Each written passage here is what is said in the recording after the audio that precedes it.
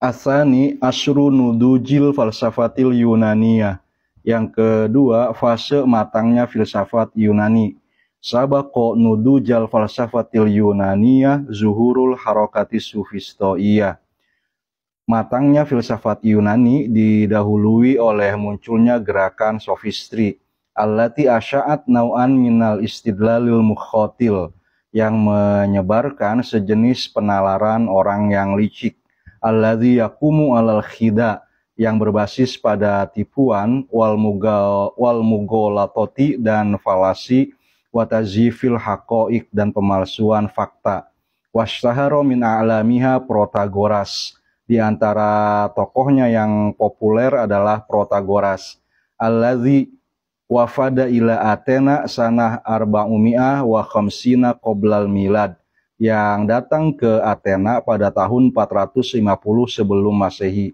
Wa zoharo lahu kitabun fiha bismil haqiqah, dan menyebarkan buku yang berjudul Kebenaran. Asaro diddahu maujatun minal ihtijaji, yang memicu sejumlah protes. Wattuhima jiro azalika bil ilhad, dan karena itu ia dituduh ateis. Fahukima alaihi bil maut, dan divonis hukuman mati. Illa annahu haroba minal idam, akan tetapi dia melarikan diri dari eksekusi. Famata ghorqon, lalu mati karena tenggelam. Wa kana yakul, dia mengatakan, bi annal ma'rifata nisbiyatun, pengetahuan itu relatif, walaisat mutlaqoh, dan tidak absolut. Wa inna likulli qadiyatin janibaini, setiap proposisi memiliki dua sisi. Yunakidu ahaduhal akhor, sisi yang satu kontradiksi dengan sisi yang lain. Wala syai'a asdaqo min syai', dan tidak ada sesuatu pun yang lebih benar daripada yang lain. Lakinnahu qad yakunu afdhala minhu bil qiyasi ila manzuril fardi, akan tetapi boleh jadi salah satunya itu lebih baik daripada yang lain di dalam pandangan satu individu tertentu. Kadzalika baroza Georgias, begitu juga muncul Georgias min rijali hazihil harokah, salah satu tokoh dari gerakan sofistri. Allazi allafa kitaban bismillah wujud, yang menulis sebuah buku yang berjudul Tidak Ada. Asaro fihi jumlata mazaim, dia mengemukakan sejumlah pandangan. Yazhabu fiha innahu la yujadu syai', yang intinya adalah yang pertama-tama tidak ada apapun. Wa idza kana hunaka syai', dan jika ada sesuatu, fa innal insana qasirun an idrakihi, maka manusia tidak akan mampu mengetahuinya. Wa idza ftaradna annal insana adraka zalika syai', jika kita asumsikan bahwa manusia dapat mengetahuinya, fa innahu la yastati'u iblaghahu ilal akharin, maka dia tidak akan mampu menyampaikannya, mengkomunikasikannya kepada orang lain. Dauru Sukrat, peran Sokrates. Ya'udul fadlu lil failasufil atini Sukrat alladzi asya fi 469 ila 390 qoblal milad fil qada'i alal harakati sufistoiyah wa tahriril wa'il yunani minal irbaki wa tashwisi wal itirabi fir ru'yatil ladzi nasyarathu tilkal harakah. Kontribusi dalam membasmi gerakan sofisme dan membebaskan kesadaran Yunani dari kesemrautan, kekarut-marutan, dan kekacauan dalam pemikiran yang disebarkan oleh gerakan tersebut berasal dari Sokrates yang hidup pada tahun 469 sampai 399 sebelum Masehi. Wa qad iftataha Sukrat bi falsafatihi marhalatan jadidatan fi izdiharil falsafatil Yunaniyah. Dengan filsafatnya, Sokrates telah membuka fase baru dalam perkembangan filsafat Yunani.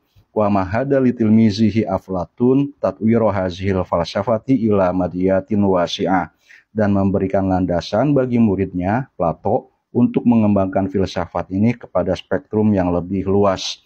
Intahat ila zurwatiha ala yadi tilmizil akhir Aristo, yang berujung pada puncaknya di tangan murid Plato yaitu Aristoteles.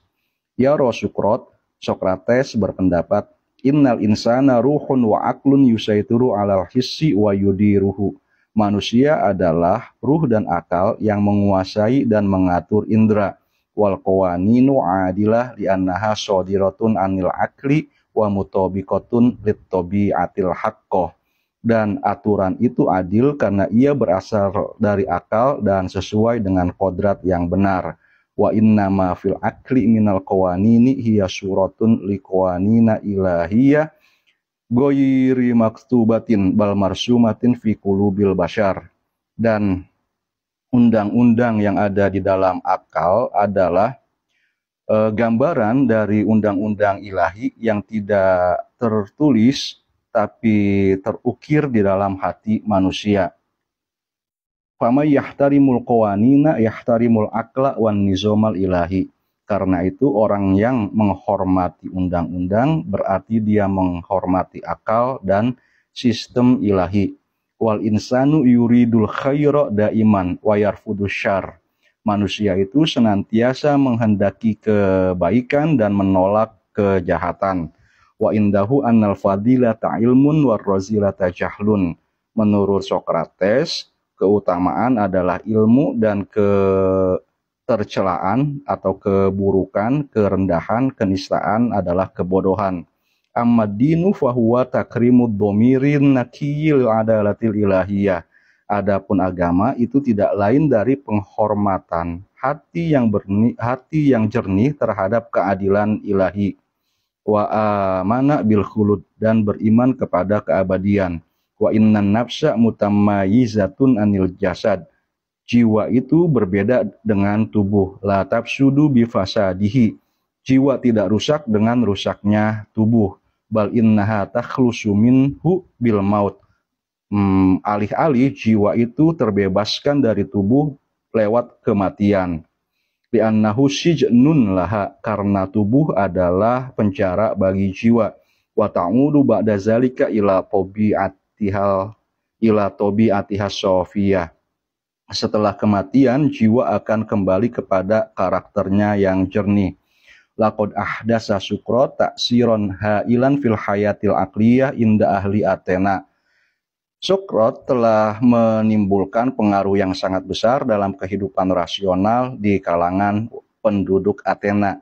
Mimma adda ilahan kiba'dihim alaihi, yang menyebabkan sebagian warga Athena atau penguasanya merasa keberatan dengan dirinya.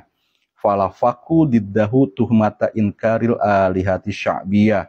Maka mereka pun mengarang tuduhan terhadap Sokrates, yaitu bahwa dia mengingkari Tuhan-Tuhan yang dipercayai oleh warga Athena. Wa ifsadi ukulis syabab, dan merusak akal para pemuda. Fa hukima alaihi sanata salasimi'ah tis'awatis'in qoblal milad. Maka dia pun dihukum pada tahun 399 sebelum Masehi bitajarru isam, untuk meminum racun. Wa qobo ba'da an tajarro'a sama syukron. Dan ia pun meninggal dunia setelah meminum racun yang terbuat dari daun-daunan.